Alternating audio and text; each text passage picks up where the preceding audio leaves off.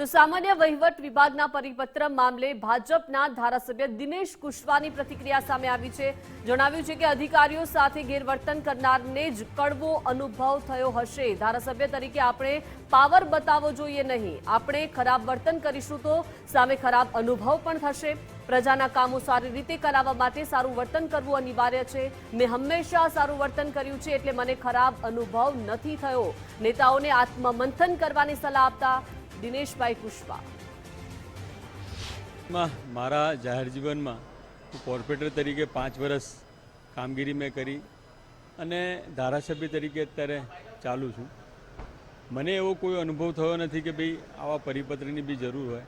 આપણો વ્યવહાર સારો હોય, આપણે સારી રીતે વર્તતા હોય તો દરેક ઓફિસર આપણને સારી રીતે ટ્રીટ કરતા હોય છે। તમે જો ખોટી રીતે એને તમારો પાવર બતાવવા જાઓ અને તમારી વ્યવસ્થામાં એવા જ કેસમાં કંઈક તકલીફ પડતી હોય છે અને કોઈ ઓફિસર એવો હશે જે આ વ્યવસ્થામાં તમને મદદ ના કરતો હોય તો પરિપત્ર અને એ બધી વ્યવસ્થા અલગ હોય છે, પણ પોતાનો વ્યવહાર અને પોતાની કામ કરવાની ઢબ એ જ સામે કામ કરતી હોય છે।